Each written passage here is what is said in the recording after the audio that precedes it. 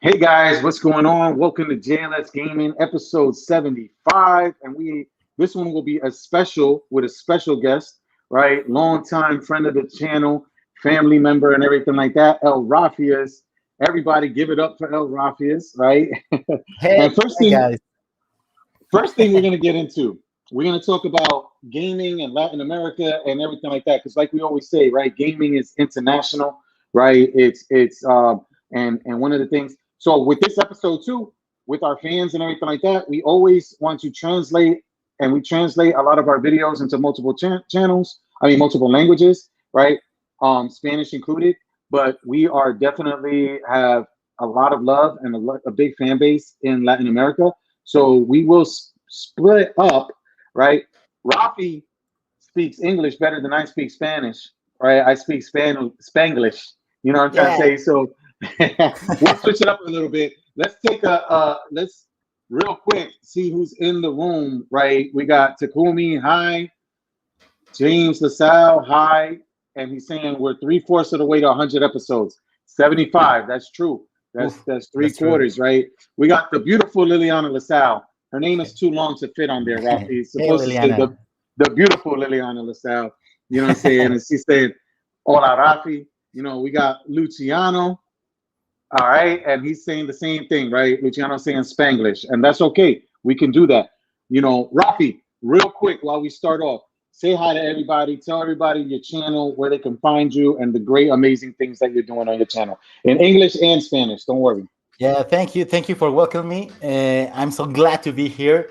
Actually, I love this project. I love you can see I love the JLS Gaming channel. Yes. Uh, that's why I am also doing in YouTube. I have a channel. It is mostly, well, I think the 100% of the channel is in Spanish, but I love the retro gaming. I love the all the Nintendo stuff. I grew up with Nintendo, with all the systems since Game and Watch and Mm. Nintendo NES and Famicom and all those kind of stuff. I grew up with, and that's why I'm doing that in the channel El Rafias. You can find me El Rafias all together. El Rafias. I know it is difficult to say in English, but it's easy to write it. So thank Yeah, you and for being here. I'll put it real quick for everyone. We got a lot of people on there. You know what I'm saying? So let me show it in here. You know, that's correct, right, Rafi? That's good. Yeah, yeah. That's how you write it. Okay, good. And you know, we always say hashtag stay home and game, right? Just stay home and play games. One thing too, you know, I'm gonna eat one of these. Oh my goodness, look at that. Wow, Oh, that's awesome. Look whoa! at that. Because of It the is like green like, screen. I like a didn't even think Twilight about it. Zone. Yeah. Yeah, this is cool. You see that? Oh my gosh. So what happens is this is funny. I These don't is know what a it green is. it's a green M&M. It's a green M&M. So Oh, I was okay.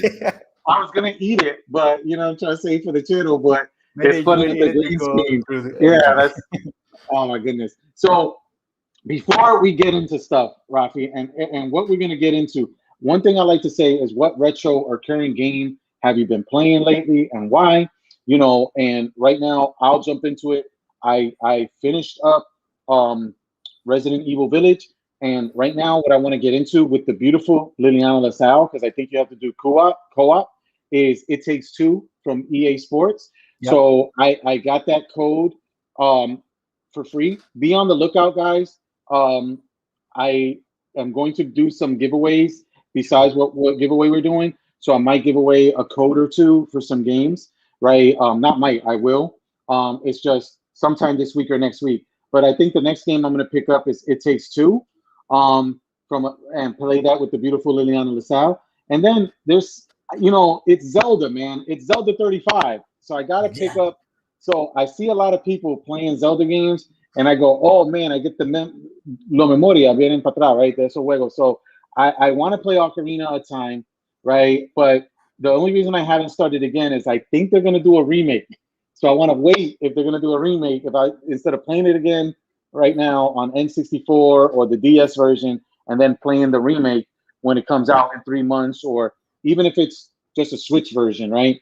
But I think I'm going to do Oracle of Ages and Seasons, right, on some Okay. kind of emulator. and Yeah. play it because it's been a long time. So I really don't even remember the story, and I know that they link together. So I Yeah. think I might play that. What game are you playing, Rafi?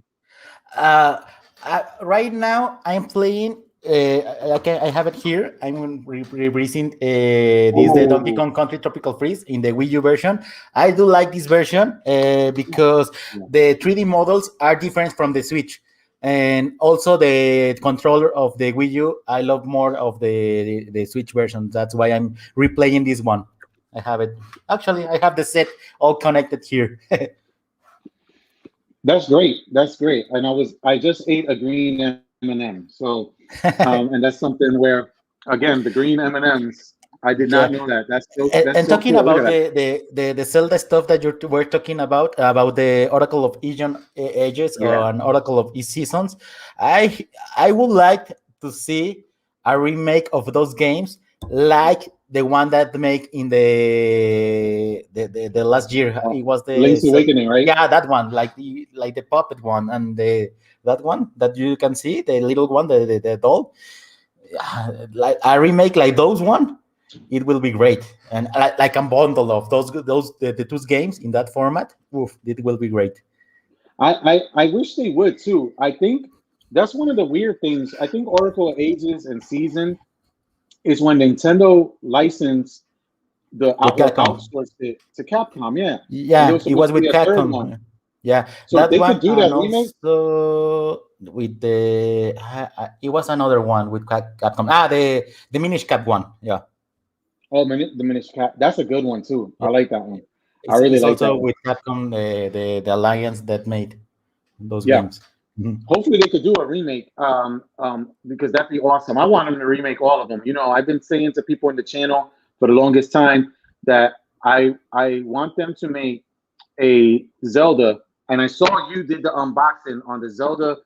Was it the 2DS or the 3DS? It was the Or 3DS. Yeah. the 3DS, right? All the Zeldas, my which Olivia uses now, my Wii U, which we modified is the Zelda version. I love all the Zelda versions. I think Yeah. the 3DS one, the 2DS one. So I'm waiting for something.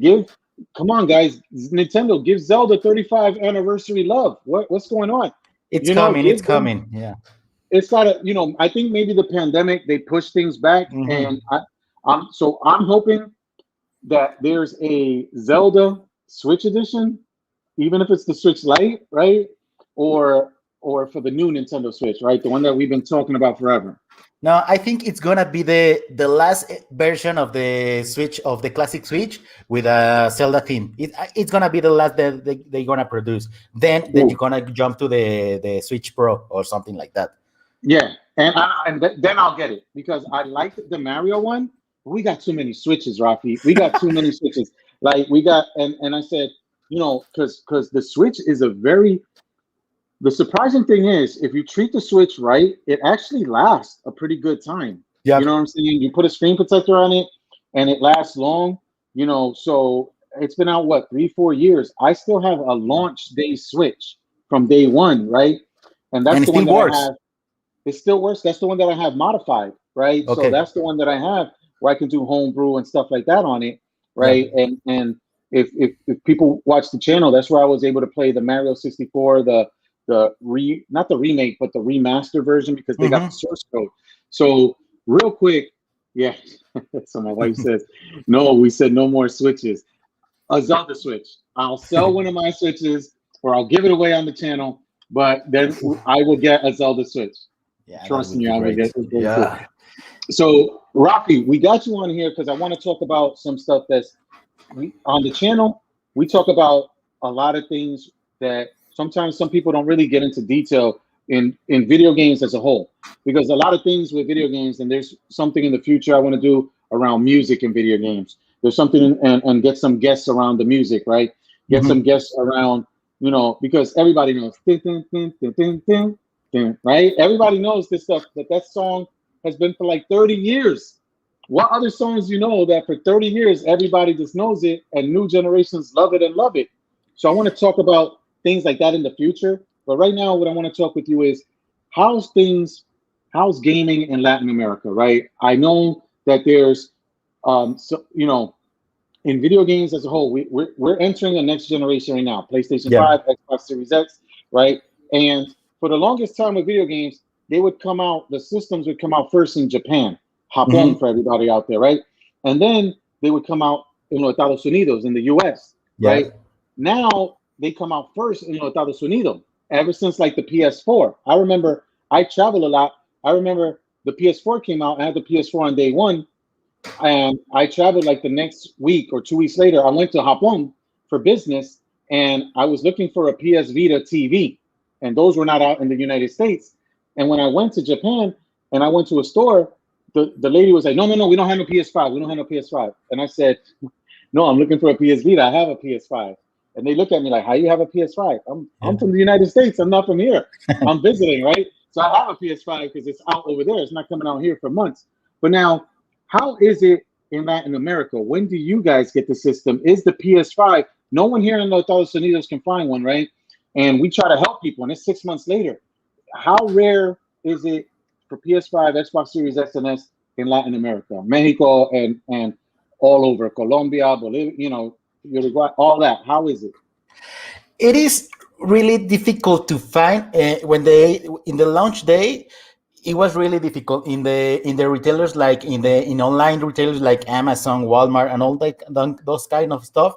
It was really difficult to find one, but maybe if you go to a Costco, a Sam's Club, or something like that, and where you can find those towers of the box, you can find the console, the game, but they were a little more expensive of the how would say the el precio de salida, the launch Yeah, the price. the Yeah, then MSRP, like yeah. whatever manufacturer's suggested retail price.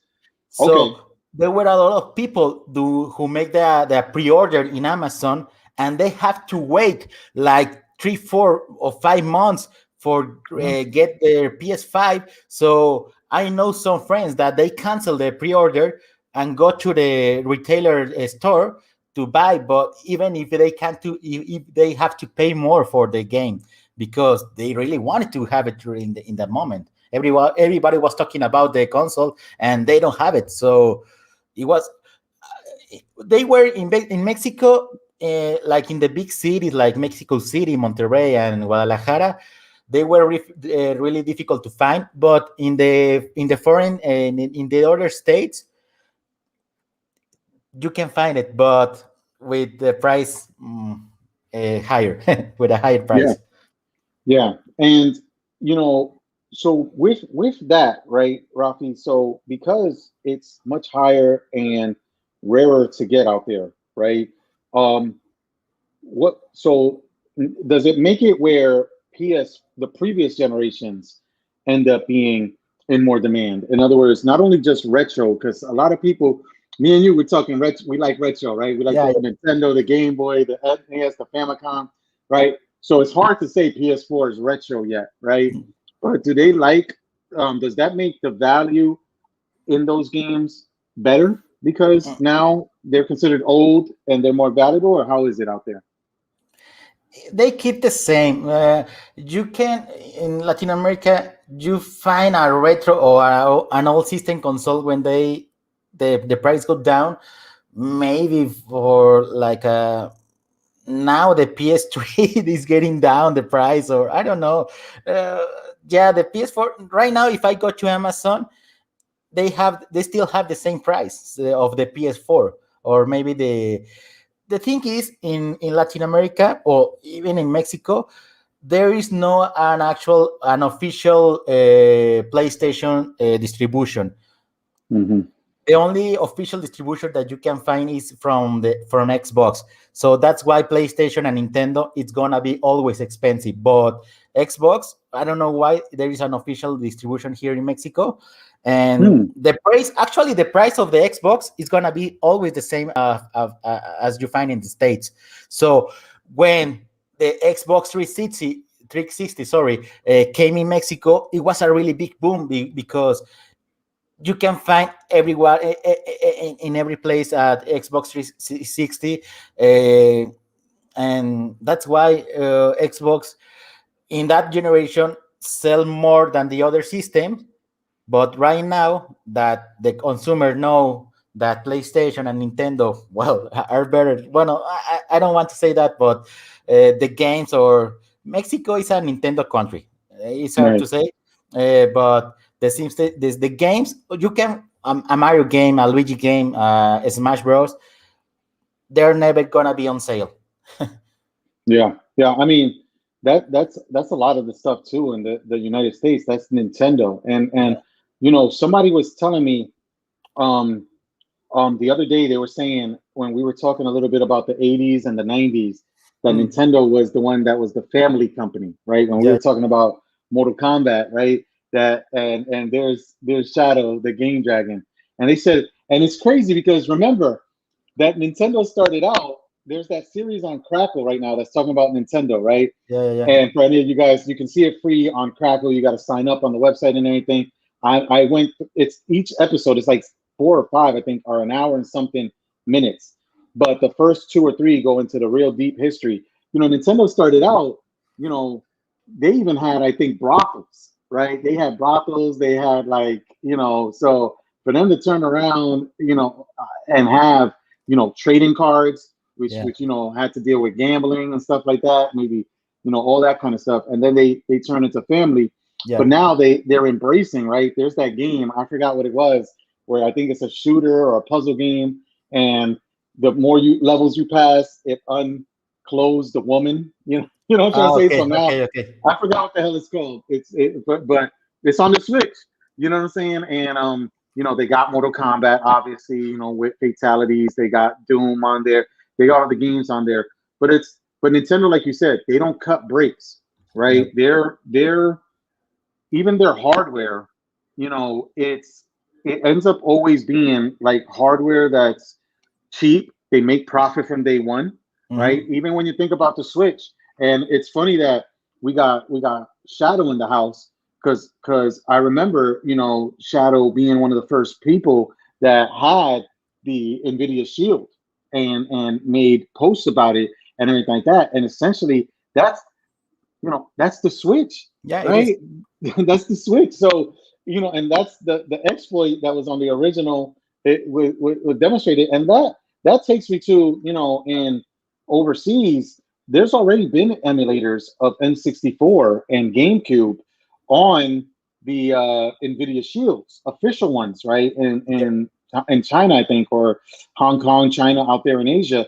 So I'm surprised that we still haven't gotten one of two things: an N64 classic, right? Mhm. Or that on the Nintendo Online, right? So Rafi, getting into some of the stuff with respects to that, do you see the how is the market out there? And in the States right now, what we have is an issue with manipulation Mm. of retro games, right? We have some content creators that affect the market. It's like you hear a lot of people when Elon Musk says something about Dogecoin, and Dogecoin goes up, right? So you hear people in the gaming community make a review, right? And all of a sudden the prices on that retro game go up. How are prices you know, um, how are prices in Latin America? And do you guys have a problem with repros, which is reproduction, like counterfeit cartridges? Yeah. I know that. How's the market out there? Yeah, actually, in the 90s, I do remember there were a lot of repro of the Super Nintendo games. I even have repro games that I don't even know that they were repro games, because in Latin America, well, all the Mm, we used to buy. Well, for my part, I buy everything, all my retro games in the flea market or something like that, yeah. and you can see if it is original or not. You have to go to have a good eye to identify.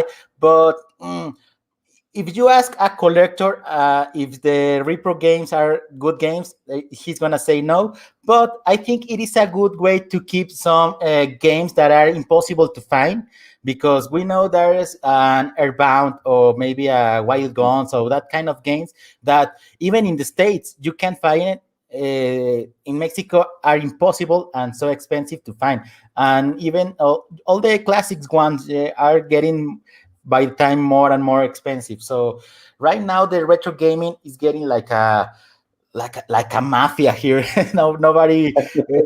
It's like a yeah. It's a good way to win money, and you're never gonna find maybe a Mega Man on Mega Man 6 here in Mexico, like in $10 or something. The, So, the, the collectors know how the price of each game. So so T-Jax, you hear that? So this is T-Jax. Shout out to T-Jax. T-Jax, you hear that? So that means that you got to find Mega Man, right, in the flea markets in Detroit.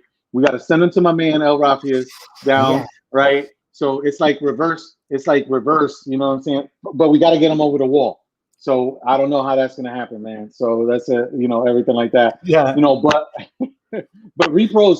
Listen, what I like. There is a You brought market up a of good. repros. Yeah, Yeah. yeah. About maybe in the Game Boy Advance games, the Mhm. repro games, everybody wants it because Yeah. you can find all the Pokemons. Because Pokemon games in repros works like a normal game, so they want to trade the Pokemons and everything. So that's why somebody who has the original copy want a repro for change it and evolve it and all that kind of stuff. So that's why. And that's exactly it. Like I would love a copy. I had one a long time ago, a copy of Earthbound, the United States one. I have a copy of Earthbound, original, the Japanese one, right? Mother, right? Mm. And it's yeah, that's what Shadow was saying. Bring your screwdrivers, right? So I have a copy, and the thing is, there's a lot of Japanese games that you can get an original, Yeah, and you can, if you play it on a Retron or something, you can get the language hack. So yeah, yeah. so technically it's like you got the original, you're playing a language hack, which really, how does the language hack work? And I love that Shadow's on, because Shadow probably knows, the technical side behind it, right? Because it's technically gonna dump your game, You're done the right? game. Yeah. Patch your game, play it. So are you really playing it? Are you playing a ROM? Did you just create your own ROM? Do you own the original so you're okay to play the ROM? So that's the gray area that we're always talking about, right? And but I love it because at the same time, that's a repro, right? You can play a repro, and what if you got a nice crispy Earthbound? Like, shout out to Kat if she's out there. She has. She was on the show yesterday with us with Shadow and with T-Jax talking about Mortal Kombat, and her collection is awesome, right? So shout out to her, Catwoman, whatever her name is. Dragon, put it in here so I can put it up, right? She has a great collection, and it's motivated me to sit out there, and I literally ordered a bookshelf so I can start my physical collection over again, because I'm like, she's got Super Mario 3 in a box. I need that again, right? I had that 30 years ago. I need it.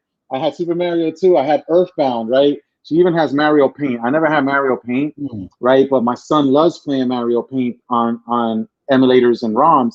Yeah. So I'm like, I want to get those things. And I love T-Jack's story, and T-Jack's in the house too, because he does what you said, Rafi. He goes to the flea markets, and now that here in Estados Unidos, we're getting, in the US, we're getting to the other side of the pandemic, right? Now it's crazy. Now they're saying if you're vaccinated, you don't have to go outside with a Mhm. mask and everything. Guys, I'm vaccinated, but I ordered that crazy super mask that's gonna make me look like Bane from Batman.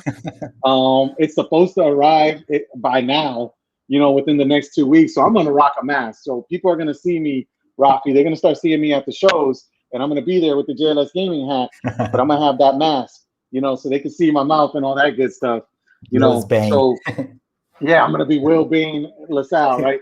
But that's the great thing. So I think repros, serve a purpose for me. If you want to collect, because and stuff like that. But me and TJX has spoken about this too before, where I want to play the games. So to me, it's okay if you own a copy and then you want to play with a repro, play with a repro, play a ROM.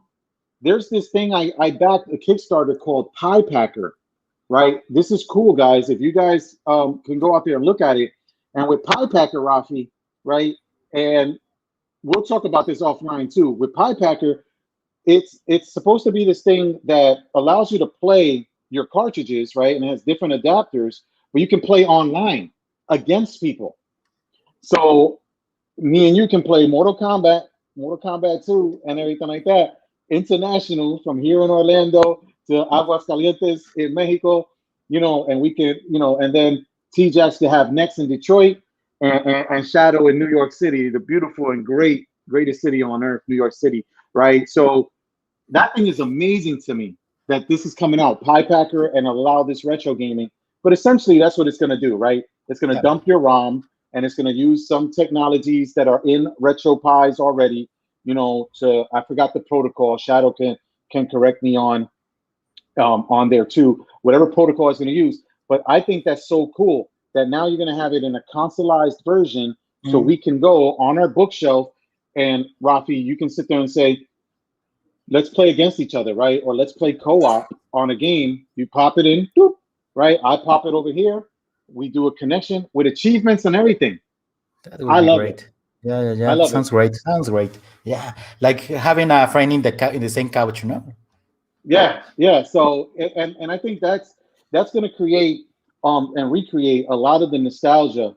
I'm trying to say that we were talking about in previous episodes and in Shadow's show last night, right? Which is being able to play the original Mortal Kombat trilogy on the Genesis, right? Down, up, left, A, right, down, and get the blood flow. Load. And we can sit there and play each other, right? And we can sit there, or Mortal Kombat 2, or Ultimate Mortal Kombat 3. You know what I'm saying? Or we can sit there and do the Konami code and play Contra co-op, right? And with these ROMs. So a lot of the technology, a lot of remakes, right, or demakes that are coming out for the older system. So all this stuff, homebrew, right, and people like Limited Run Games or these Pi Packer guys. There's even the ability, right? I forgot what it was called, that you can make your own NES games. So there's basically like an SDK, and somebody out there, let me know. There's the SDK where you can create your own Nintendo games, right? And I think that's awesome. And Rafi, one of the things I love about you is that you're not only a retro gamer, but you're real talented in doing the graphics and everything like that. And that to me is phenomenal, right? There's a lot of people, that go out there and can do the 8-bit and all that stuff. Tell us a little bit, if you can, about, and I know Shadow can chime in, right, and everything like that. With respects to esports, right? Esports, e-gaming in Latin America. How's the scene out there for you? And do you think it's competitive? Do you think there's opportunity there? What do you see in esports in Latin America? It's coming. It's coming like a big wave of teams that are creating his esport games. Actually, I think the world champion, it is a Mexican one of Smash Bros in Melee GameCube. So I think it's a Mexican one. So it is a big community. In Mexico is creating a lot of teams like FIFA games, like Street Fighter games, and all kind of fighting games, and also for Fortnite and that kind of stuff. The community is really getting bigger. Oh, yeah, big. So it's growing up. It has like I'm not gonna lie, like 2, 3, 4 years that the community. Now there is official teams but there is a partner. They have partners and everything.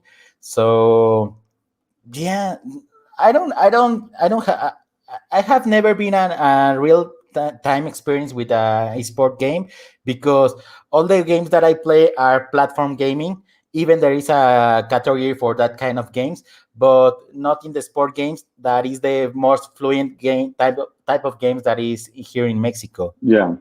One of the things I like that you do, Rafi, is you do speed runs, right, and everything like that. So that's a component of kind of, I say, a subset of esports, e-gaming. There's a lot of these, because the way I look at it with esports and e-gaming, and even this live streaming, is spectators, right? Is like everybody. We love you guys. Francisco's out there asking questions in español, right?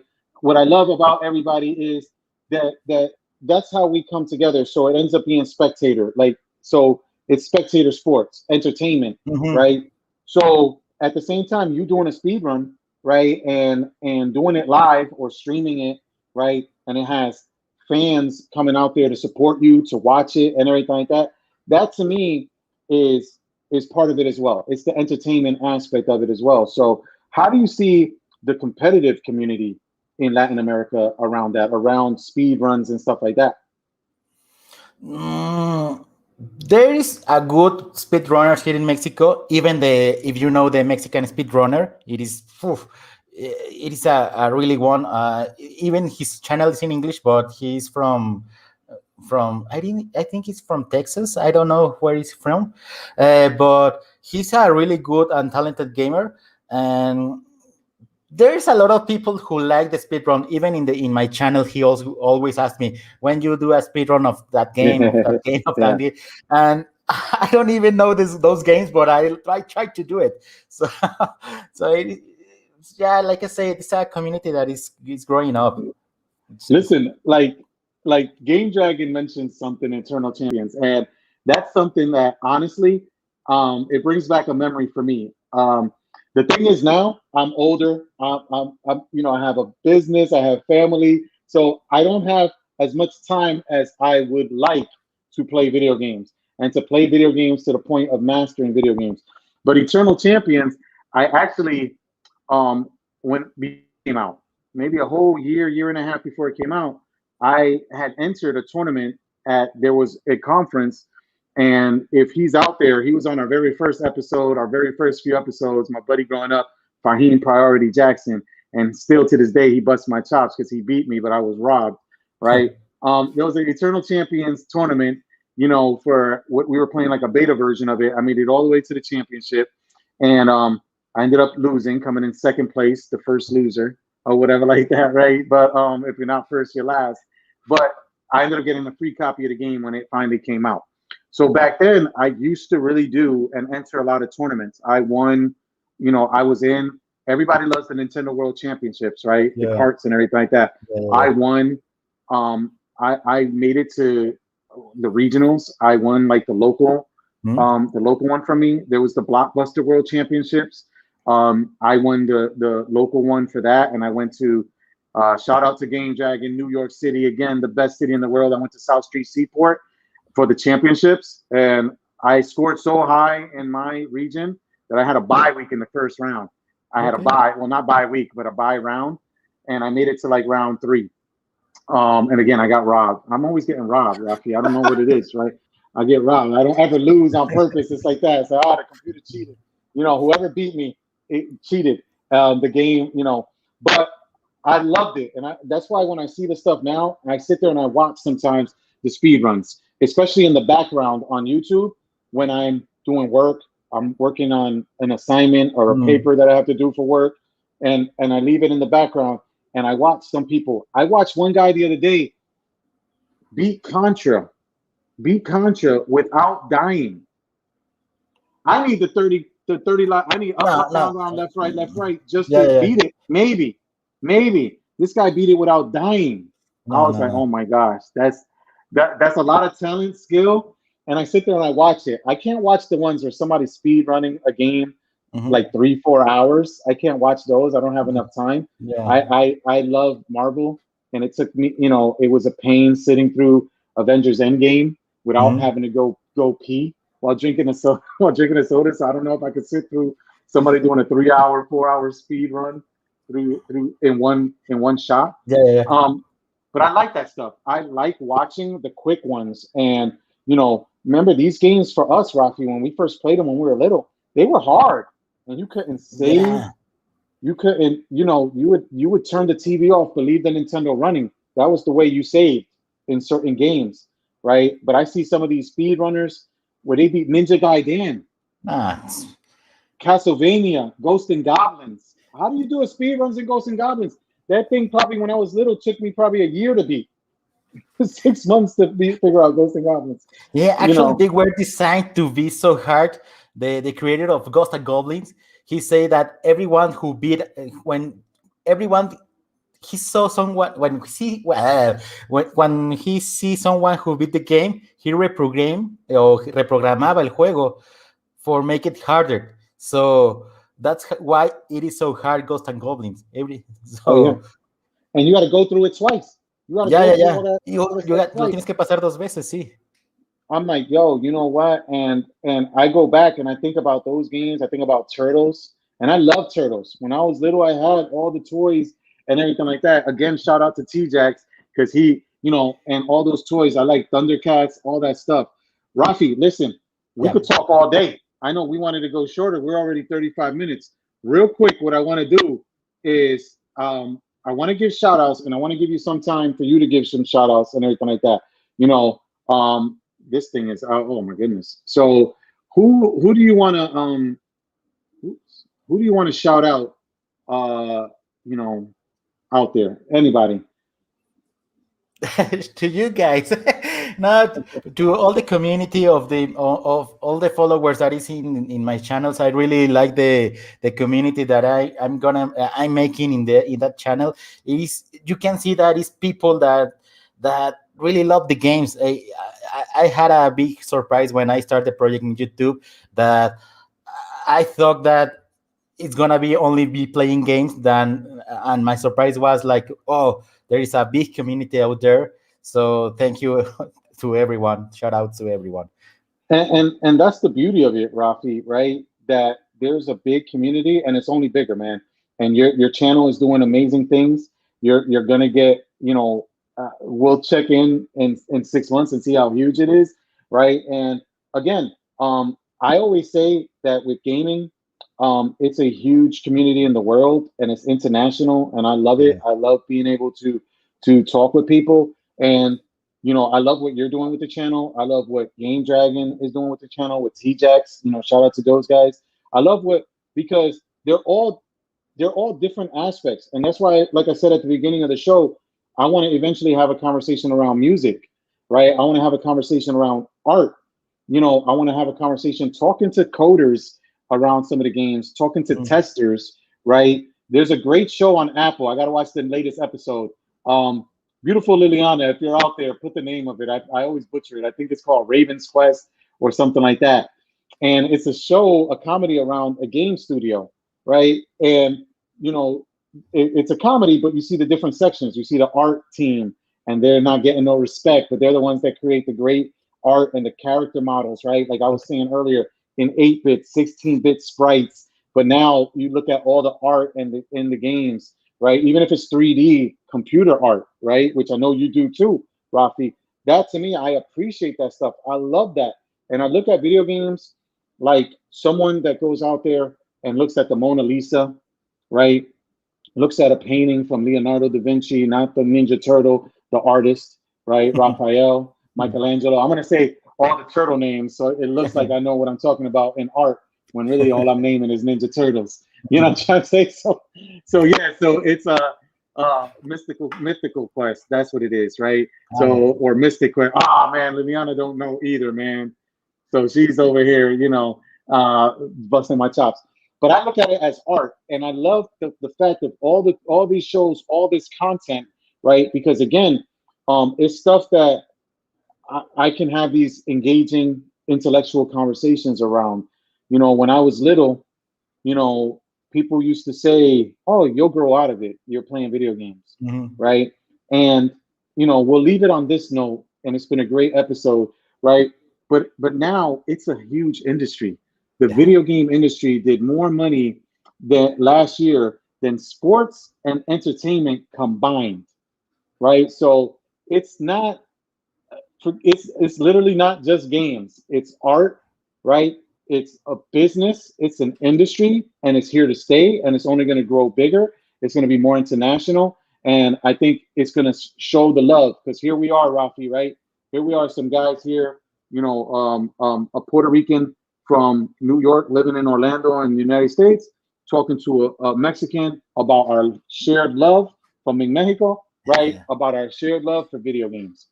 And that to me, maybe if we did more stay home and game, right? Going back to our banner and not getting political, but we'd have less issues in the world, right? Yeah. Let's just you know, instead of that, let's just duke it out in Mortal Kombat, Street Fighter, anything like that. As always, guys, we're wrapping it up. Wanna say thank you to Rafi again. Thank you to everybody out there. Great show.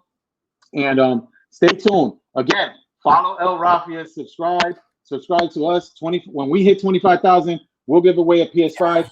Even if you're in Mexico, Colombia, Iraq, Pakistan, you know what I'm trying to say? The shipping's gonna kill me. You know what I'm trying to say? But we got the PS5 downstairs. We secured it. You know, we try to help you guys get PS5s. We got it downstairs. The shipping will kill me. You know, but again, tell a friend, like and subscribe. Once we hit 25,000, we are giving away a PS5. As always, love you guys. Peace.